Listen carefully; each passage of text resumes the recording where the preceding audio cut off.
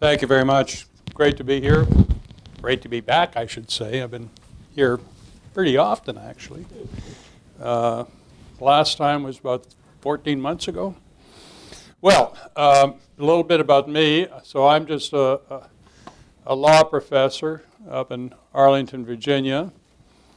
And back around January 2016, I heard that Trump was thinking of getting together a list of potential judges, and I'd run programs for judges at George Mason. I had people like John Tyson there and Barbara Jackson. And so I knew some pretty good judges, so I sent a list of them to the campaign. And next thing, as I did so, I included a speech that might be given on the occasion of a launch of a list of judges, which they never used. But next thing I knew, they were asking me to write speeches for the candidate, and I ended up doing a bunch of those together with my wife, and for the convention, and advising on transition. And it was a weird experience, let me tell you. I mean, here I am, like I'm totally a nobody, and I'm starting to do this stuff. And, and then I just returned to my job. I saw Jared Kushner a couple of weeks back. He said, it's amazing, you gave us such help, and you're the only guy I know who didn't ask for anything. And I'm thinking to myself, like, you idiot. I mean, I could have been the ambassador to Fiji, Said I'm up there in Arlington, Virginia, Talk about nuts.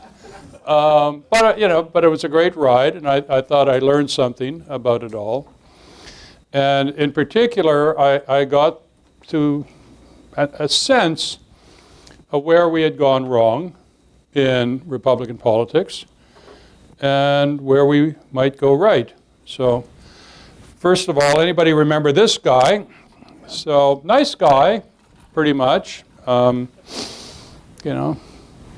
tend to speak out too much on occasion, but a good fellow in the end, right? But totally tone deaf in what I thought were the issues of the day. Now, back around 2011, for the first time, Americans told pollsters that they did not think that their children would have it as well off as they did. Now, you think about that, the point is that's the American dream. So Americans had given up on the American dream. And you know what? It wasn't dead. It had just fled to other more mobile countries. So what did Mitt have to say about that? Well, he talked about the 47% of takers, right? And I think it was 53% of givers, So the idea is the takers, that's sort of the scum. Hey, you know something? He didn't use the word deplorable, but it came out of there, right? What he was saying was there's something kind of vicious about the bottom feeders, the guys who are just taking, not producing. Well, here's what Obama said. This is a speech in Osawatomie, Kansas in 2011. Right, the average income of a top 1% had gone up more than 250%. And yet, over the last decade, the incomes of most Americans have actually fallen by about 6%. Some billionaires have a tax rate as low as 1%. He was right. He was right. There was a problem. Most Americans figured out he should have lost, based on his record, the 2012 election. Clint Eastwood nailed it, I thought. We gave you the ball. You did nothing with it. Time to move on.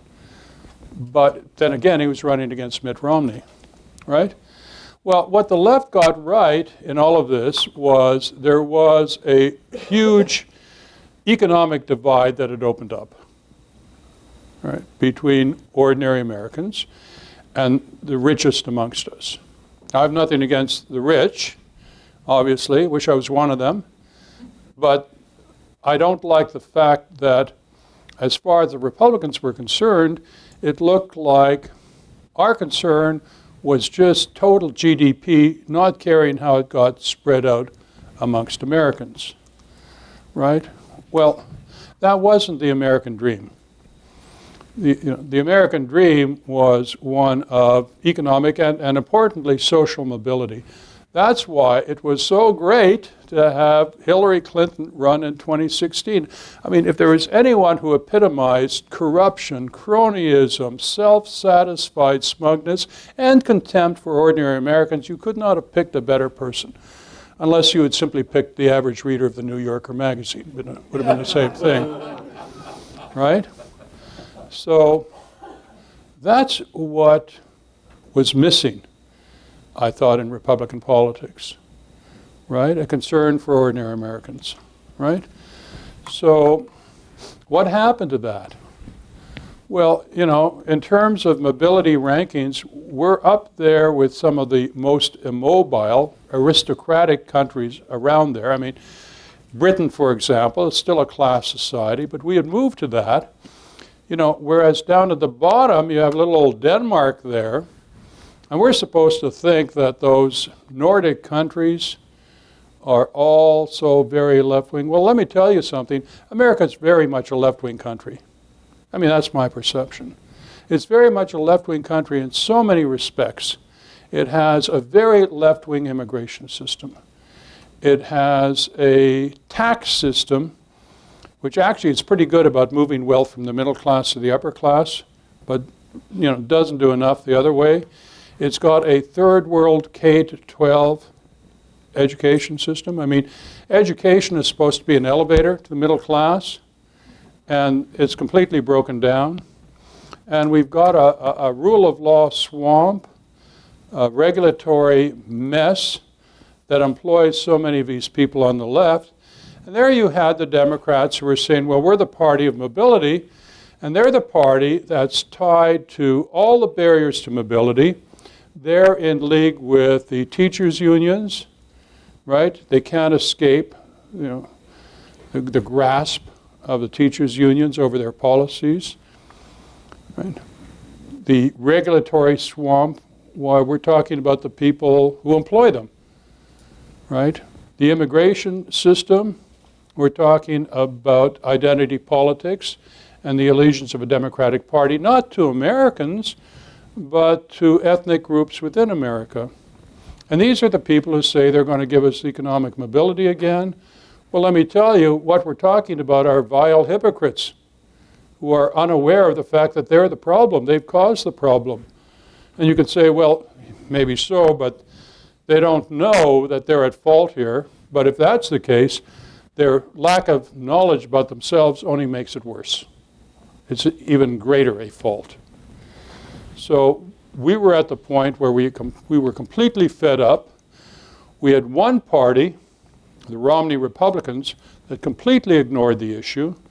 And we had another party that purported to be interested in it, but had not just given up on the issue, but was supplying all those things which were barriers to advancement, right? So it's a matter of betrayal on the one hand versus stupidity on the other, right? And yeah. Schiller said, against stupidity the gods have no recourse, and he hadn't even met a Republican. So here's our new aristocracy, right? You know, this is the Bowash corridor over here.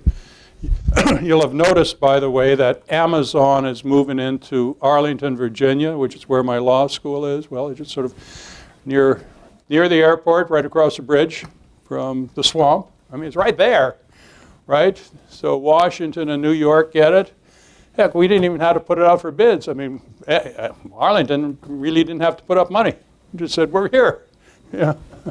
You want the swamp? You want connections? So what have you got? You know, you've got the Bowash corridor. You've got Silicon Valley in L.A. You've got Seattle up there. And there's some good folks in Houston, of course. And then you've got all the retirees. So, you know, that's your Democratic Party. And it's a class that has discovered that it's not really American anymore. It's, you know, international. It's composed of people whose allegiance to fellow members of the elite in Europe is as great, or, you know, no more, no less than whatever their feelings might be to people in the boonies in Kentucky and so forth. By the way, one of the great stories of the election had to do with who voted for Trump. Now, in left-wing mythology, the the greatest county in America is Harlan County, Kentucky. Okay, because there were the Harlan County Wars in the 1930s, the Union against the bosses. And Pete Seeger sang about this. Which side are you on? Okay. And Harlan County, those coal mining counties, they voted for Obama. But in 2016, 85% of them voted for Trump. Okay. This is where it justified, the series Justified is said as well. So they used to think, see, the Democrats used to think they owned these deplorables. And guess what? The deplorables rose up in revolt against them. Well, education should have been an elevator to the middle class. So there we are we on the PISA rankings. Maybe not quite third world, but a lot closer to Mexico than we are to, say, Korea or Finland. What's the reason for that? Well, the monopoly of an education system that is allied to the teachers and not to the students, and thinks it owns the students. It thinks it owns your children, right? The immigration system, I don't know anything much about walls. I've got good neighbors, right? I don't know how to put one up, or, I don't know about fences versus walls. I don't know anything about any of that stuff. I do know, since I'm a lawyer, however, the '65 Immigration Act and our immigration system is about the stupidest system in the world. No other country has anything like it, right?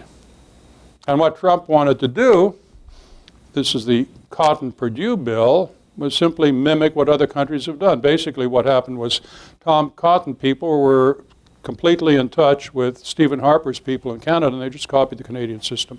And what's that all about? It's a matter of preferring people who are going to add to Native Americans, right? It's going to distinguish between Native Americans and non-Americans. It's going to start with a presumption you need to do something special about your own people first. And then there's, crony nation, the regulatory state, and we kind of lucked in with Hillary in that one. And by the way, I mean, there was a certain degree of sympathy on the campaign with Bernie Sanders, right, as opposed to Hillary. Why?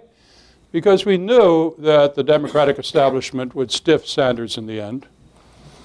And because at least Sanders had figured out the problem, right? Sanders had realized that people were being left behind. And Sanders was interviewed at one point about, how do you feel about open borders? He was asked by, who was it? I think Ezra Levin or somebody, Ezra Levant. And he said, no, that's a Charles Koch thing. We don't believe in open borders. We want to look after our own, right? And the interviewer, the left-wing interviewer, said something like, gee, it's too bad he's so retrograde on that issue, right? So, we thought the thing about Sanders was he had all the wrong ideas, but at least he figured out there was a problem, which is a start. So we identified the problem. We thought we had the answers, unlike him. As for everybody else, they were just, they were operating on planet Trafalmador or something. So what happened was Trump captured the sweet spot in American politics. And what's a sweet spot? Well, this was a study undertaken by a guy called Lee Drutman of voters in 2016. And he asked, who did you vote for? Clinton, blue. Trump, red. Eggs McMuffin, down there somewhere. And then he asked, well, how do you feel about issues? Right? And he had a whole bunch of questions. But roughly, if you're below this line, you're socially very liberal on things like abortion, gay marriage, and the right, and that sort of thing. And look how Hillary's people, or the Democratic, Hillary's voters, are grouped way down here. Very, very socially liberal. Then he asked, what about economic policies? And the economic policies would embrace things like, welfare entitlements, free trade, things like that. And that's over here. That's to the right of this line. Okay? So I found this fascinating because it was a picture that told you how Trump won. Okay? So left versus right, who wins? Okay, on the issue of economics, where are most of the votes? Left side, right? So if you want to run for national office, this is a really simple one. Don't be Ted Cruz. You're never going to get anywhere. All right? Top versus bottom on social conservatism, who wins? And the answer is narrowly the top. Okay? So we're more socially conservative. What does that mean? It has to do with, not subscribing to the belief that this is the vilest nation that God ever invented, created, that there's something good about America, that religion matters, that national identity matters. So the sweet spot is this quadrant, which is the Trump quadrant. But he projected an image, policies that weren't going to take on entitlements. Very early on about Obamacare, he said, I don't want to just repeal Obamacare, I want to repeal it and replace it with something beautiful. He was asked again and again, what are you going to do about entitlements? And he didn't want to talk about that. I mean, America has one of the most generous welfare systems in the world. Is that ever going to change? No. Can it be made better? Oh, yeah. Right? There are a lot of wasteful things we do. There's a lot of duplication. There are a lot of signals we could be giving. But, you're not going to win an election on privatizing Social Security. That's just dumb. Right? What about social issues? A party that conveys contempt for America, that supports people who kneel down, football players who kneel down during the national anthem. I mean, that, yeah, they got a right to do that, and I got a right not to watch them. And football owners got a right not to hire them. I mean, that's real simple. That's called free markets. So, but apart from all of that, a party that kind of runs on anti-Americanism, not a good idea. Not a good idea. So on balance, therefore, if you want to win a presidential election or an election in general, that's roughly where you want to be. In 2018, the Dems kind of figured that out, by the way. They ran candidates. I mean, it looked like every other one of their candidates was an ex-Marine, And by the way, the Republican Congressional Campaign Committee, which was resolutely anti-Trump, just didn't have a message to counter that. And they told their candidates, don't mention Trump's name. They're staffing the RNC with Romneyite anti-Trumpers, never Trumpers. The head of the Republican Finance Committee is a strong never Trumper. Or the candidate will probably get it as strong. So, it was a weird election. I mean, it was an election in 2016 where you had, I thought, some really good people at the very top in Trump and the members of his family. And then beneath that, you had 20 feet of crud, right? The Republican establishment. And then beneath that, you had ordinary Americans who showed up for the rallies or who behind the scenes tried to do stuff. It was a totally grassroots rebellion. I mean, it was like the Tea Party in so many respects. It overlapped with it, right? So, why social conservatives are economic liberals? Let me go back to this thing. I said the sweet spot, social conservative, economically middle of the road, right?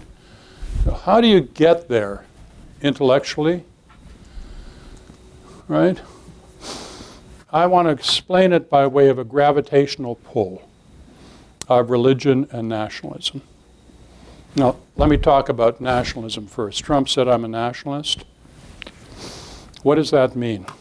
To be a nationalist means you have preferences. If you aren't a nationalist, you're indifferent as between American citizens and non-citizens. You see people massed on the border trying to get into this country, and you shrug, right? So you have to have a preference for your own. But that means two things. One, it has a negative and a positive aspect. The negative aspect is we will deny things to non-Americans. The positive aspect is we have to provide things to fellow Americans we would not provide to non-Americans. That requires a generous safety net. We can't let ordinary Americans die without proper health care. We're not going to try to get rid of Medicare and Medicaid, right? If we did, we wouldn't be much of an American.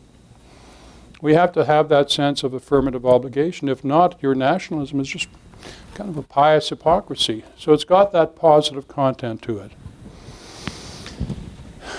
It's also got a religious component. Now, Trump would not have won without evangelical and Catholic support. He also got Orthodox Jewish support, but that's very small. Catholic support, the great swing constituency in American politics, +6 for Trump. White Catholics, +23. So what are we talking about? What does that mean? It means Ohio, Pennsylvania, Michigan, Wisconsin, I'm told. That was the election. By the way, it took some doing. I mean, Trump didn't figure it out at first. But, kind of under the radar screen, some people said, Mother Teresa being canonized, maybe we should tweet something. Stuff like that. So that happened, How does that relate to what I'm talking about, the sweet spot? Well, let me go back to the opening words of a declaration. We hold these truths to be self-evident, that all men are created equal. Where did that come from? Why? If you asked Ted Cruz to rewrite that, he might just say, we got rights, damn it. No, but that's not the way Mr. Jefferson thought. He thought equality precedes liberty, the right to life, liberty, pursuit of happiness. Right. Why is that? Well, if equality doesn't come first, then you could imagine a society of free people where only the top 5% are free. Right? And by the way, that's precisely what some slavery apologists were saying back in the 1850s. You can't start there. You have to start with the idea that we're all there.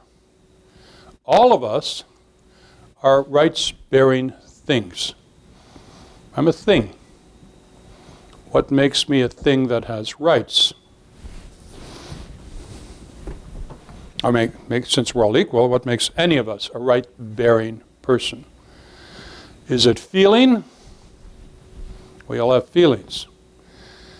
Only thing is my dog has feelings. My dog doesn't have rights. That's not going to do it. You go down that road, you get into the animal rights crowd. We all have intelligence. Yeah, up to a point. I see that teaching in a university. I see all the intellectual arrogance, right? So great that if the windows weren't hermetically sealed, our arrogance would knock the birds off the trees. And it's, But when I was in school, about grade 1 or 2, one day a severely retarded child was brought to class. You just look at him and you knew. And I guess the parents of a child must have thought the experience would be good for the child. And our teachers, the Sisters of Charity, must have thought the experience would be good for us. And it was. Because not a month has passed, but I remember that child and count it a shame that I can't remember his name. And what the experience taught me was he's worth as much as my SOB arrogant colleagues are. Right? He is owed as much in terms of worth and dignity as any of them. So I came out of the academy thinking there's something wrong with all of this arrogance. Yeah, we're rights-bearing things, but I can't make sense of that unless I see it through the prism of the Judeo-Christian heritage and the idea that we all have souls. But if we all have souls, right? In other words, if our liberalism is rooted in religion, which John Locke thought was the case, then there's a positive content to that. That is, you can't be, Jewish or Christian without recognizing that you have some obligations to the widows who are gleaners at the corner of the field, picking up the spare leaves, bits of corn that are left there.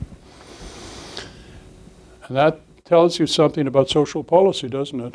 It tells you something about the state's obligation to the poorest amongst us. I'll say one last thing on that. I mean, you start talking to the official right wing on all of this stuff, and I don't. I mean, if I ever went to the Heritage Foundation, I'd have to sneak in through the kitchen door, So I'm not part of that. But if you talk to these guys, what they'll say is, no, you've got it all wrong. You're talking about economics, and it's all about virtue. Well, horse feathers, I say. It's not about virtue. It's not that we're different from people 100 years back or whatever. It's about the denial of economic opportunities, the demise of the American dream for the reasons I explained. Then I realized, we've been here before. We've been here before with the right on the issue of unwed mothers. And back 30 years back, there was a debate over that. And one guy on the debate was a guy called William Julius Wilson. And what Wilson said was, look, it's not about virtue, it's about economics. In other words, what he said is, we're talking about Chicago at that point. We're talking about African-American unwed mothers. And he said, what's going on here is, number one, there's a denial of, there's loss of jobs. Right? On top of which you can add some stuff if you want about prejudice. And then you have the old AFDC, the federal welfare scheme that paid mothers to have children if they didn't get married and there wasn't a man in the house. So he said, it's really economic. But the American right had so bought into the virtue story that they were in a quandary because their virtue story, to my mind, kind of smacked a little bit of racism. What they were saying is, no, it's all about us, ain't about us, no ticks on us, all about African Americans. And I thought, it doesn't sound right. And in particular, what happened then when white unwed births went through the roof, as they did? And then you had people like Kevin Williamson saying, well, this is just the spawn of the unwed mothers, same diff. And I thought, no, this is heartless, right? If we're American nationalists and we're part of a religious tradition, hey, these are our people, right? And you fix the economic problem, and you do that for us, and we can look after ourselves, right? We don't need a virtue-crat moralist from Washington telling us how to live. We know how to live. Just make sure we can get ahead. If you had to write a program for the government, it's just it's the simplest thing in the world. And Trump said it. He said, I'm going to be a jobs president. That's all you need. Give us jobs, and after that, we can take care of ourselves. So that's my story, and I put it down in a book. You would think a book like this would go for, what, $80? No, not $80, not $70, not 50, 40, or 30, but $20 will get you this book. And I'll see you back there. Questions now?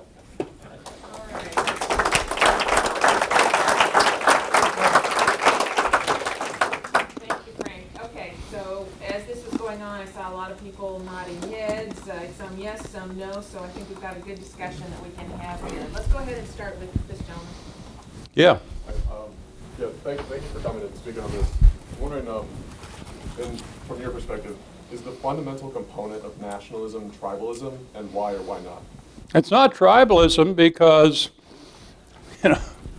hell, I don't see all that many Irish people here, but you're all Americans, right? Okay, it's not tribalism. It's independent of race, religion, creed. It's about American citizenship.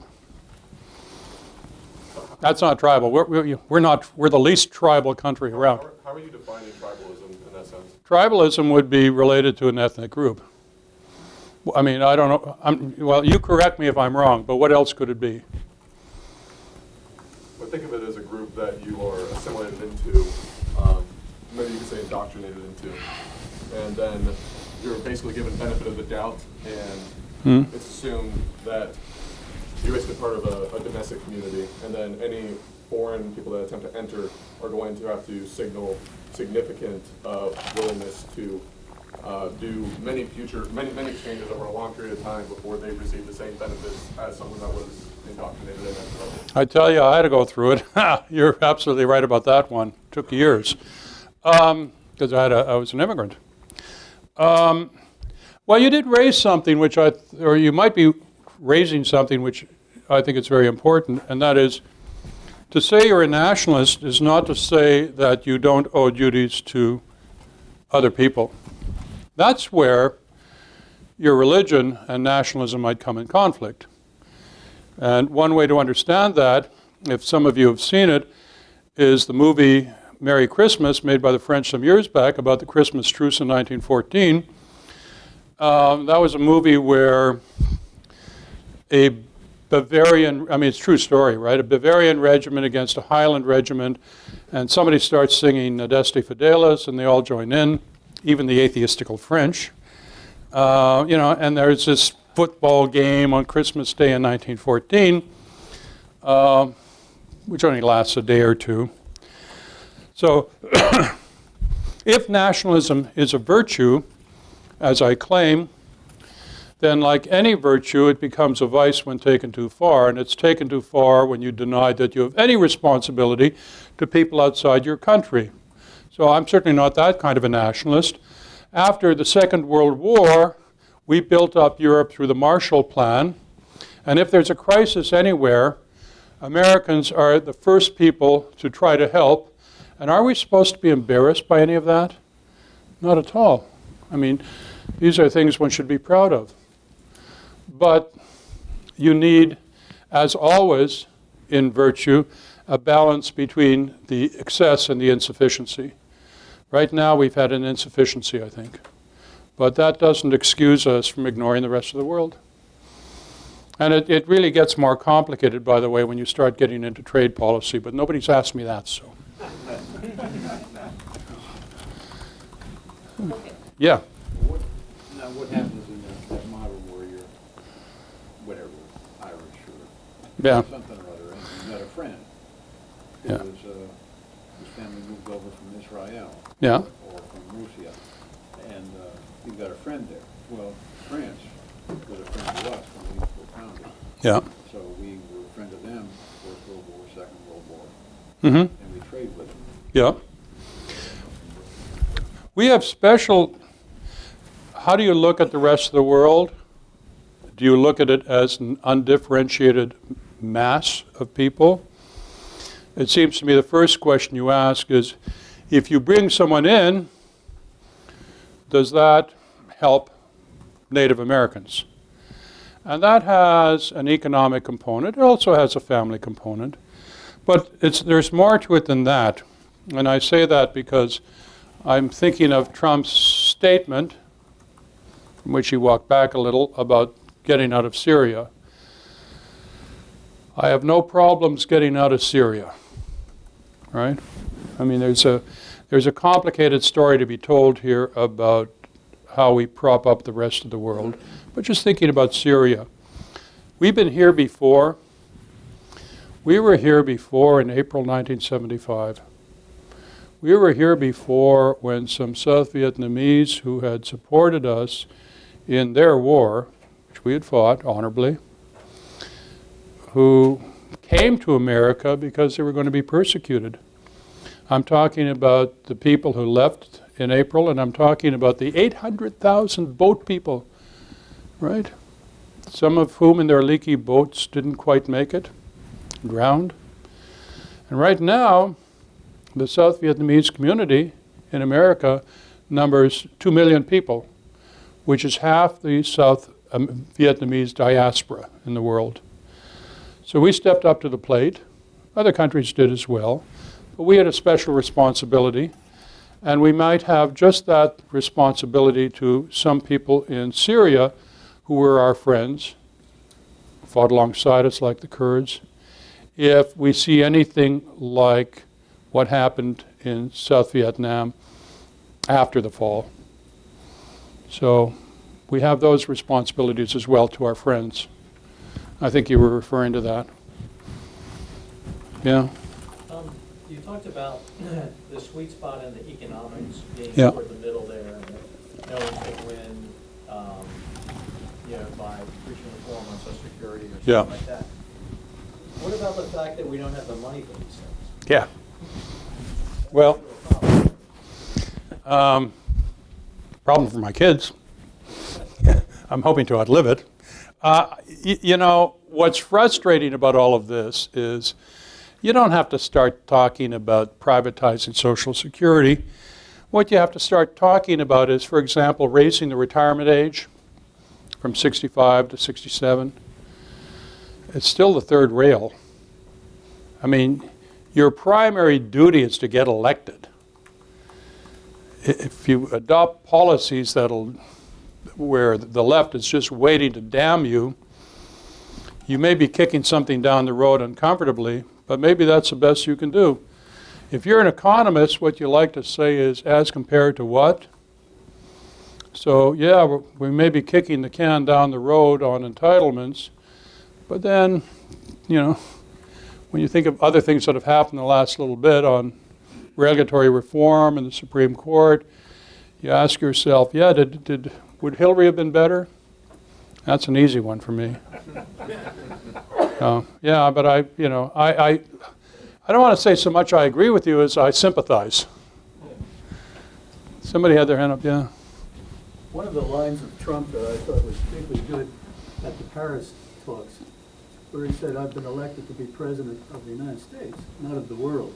Yeah. I was wondering, did you write that? No. People ask me, I wrote foreign policy stuff. People ask me, what line are you most proud of? And my answer always is, it was always 100% Trump. I didn't write it. Trump did. But I can talk about a line that I put in that he took out. In April 2016, put in a line about rapprochement with Russia, which we should have done, and which we could have done, but for an absolutely idiotic, non-factual smear about Russian collusion. Doesn't exist. I put in the line that we can see how the Russians might have been concerned about, what did I say? Something like NATO encirclement of their country. And so I was signaling a very pro-Russian line. Trump took that out, and what he put in was, they say you can't trust the Russians to make a deal. I intend to find out. A much better line. Yeah. I was a little concerned about the middle of the road in economics. My favorite Democrat populist is Jim Hightower, and the staff told him Jim, you gotta move to the middle of the road. And he looked at him and said, gentlemen, the only thing in the middle of the road is yellow lines and dead armadillos. The question is, it's an article of faith. We're encouraging Republican legislators not to expand Medicaid in North Carolina because more and more people on Medicaid creates a bigger constituency constituency for socialism. Mm-hmm. It's not that great a program. We don't have the money for it. It balloons in cost. And for all those reasons, we asked the local legislators to say no. Yeah. So I was wondering what your view was. Medicaid expansion, the Republicans did it or voted to do it in Virginia, and the costs are going through the ceiling. And of course, when it collapses, then you get single payer government-run healthcare. So that's the other Yeah. out there. Well, I have a few unformed ideas about that. One is, no, the answer is not simply expanding Medicaid. And in this one, I'm basically free riding on the ideas of a lady called Betsy McCaughey, who used to be a lieutenant governor of New York and writes for the New York Post as I do. And what she said is, the number of people with severe disabilities, pre-existing conditions, is relatively small, about 800,000 people. And she said the problem with Obamacare was Obamacare, which is what I don't like, operated on the principle that the people in the system would cross-subsidize those few people who really run up the tab. So you start with a pool of 20 million people planned for the Obamacare exchanges, which quickly becomes 8 million people because friends of Obama get cut. You get a waiver. So you're left with 8 million people cross-subsidizing those 800,000. And my idea basically is those 800,000, that group should be picked up by the federal government and nobody else. And the rest of us can take care of ourselves pretty much. And there's, and by the way, I have, I'm not a fan of, the tax system which cross-subsidizes employee-based health care plans. I mean, by the way, when, people say we've got to preserve our free market health care system, I got to laugh. Already it's 50% socialized. Well, it's 49% Medicaid, Medicare, right? And then you've got Obamacare. So, I don't know what to get up to, but we're far away from free market heaven. Okay, yes, right. So, I think what you do is just start over completely on that. Take the people who are really running up the numbers, put them in one basket, let everybody else figure it out. Frank, could Yeah. you talk a bit about free trade versus protectionism and Well, yeah, I'm pretty much a free trader, and the administration isn't. And it becomes complicated because, well, anything is. I mean, you can't talk free trade unless you want to talk about shakes and shingles from Canada, and I'm never going to do that. I got a life. The negotiations over NAFTA were just absolute sheer comedy because the Canadians behaved so poorly. Their foreign minister came to town and gave speeches which basically denounced Trump as a fascist, after which Trump said, I'm never going to see them. And it would have fallen apart but for the fact that Jared Kushner cut a deal with the Mexicans. The Mexicans had been told by the Canadians, don't worry, little brown brothers will look after you. And the little brown brothers said, screw that. We're going to cut our own deal with the United States, after which Canada realized it's completely left out in the cold. Good, right? And they came along with a deal which is much worse for them than it would have been had they been not quite so smarmy about that. I mean, they're trying to reinvent themselves at the Eddie Haskell of nations. good luck with that. But here's the greater problem with respect to trade. The wealth of the world depends importantly on interconnections amongst states, right? There's a kind of a global commons. I mean, you have the wealth of individual countries, and then you have the wealth that's created by the fact that we have international trade, and the regime of international trade is maintained largely by the United States and its military, right, and its institutions. Somebody told me a story about a British foreign policy type who was sitting with an Obama person, and the question was raised, what happens if there's a crisis somewhere? And the American said, well, we'd have to figure out what to do. And the Brits said, well, we'd have to ask ourselves, what would the Americans do? Right? I mean, there's the assumption that, we're the point person, we're the lead person in all of this. And to some extent we are.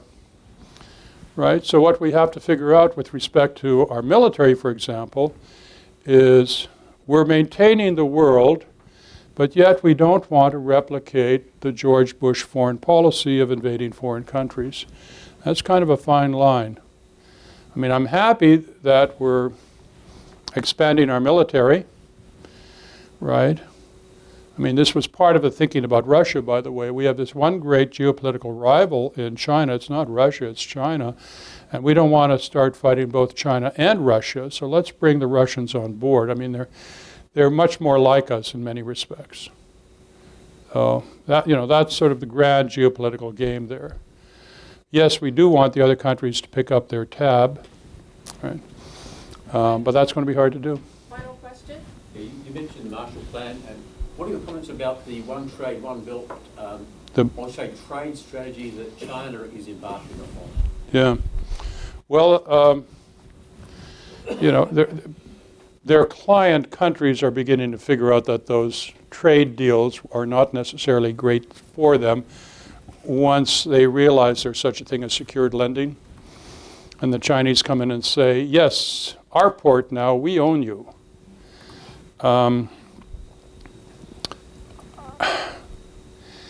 We have two rival systems in the world today. We have a system which says that freedom and prosperity go together, and another system that says, we'll give you prosperity, just don't ask us about democracy. Which one is going to triumph in the end? I think the former, but it'll be a long game of waiting them out. And in particular, not giving way over the Straits of China. Let's send our aircraft carrier there.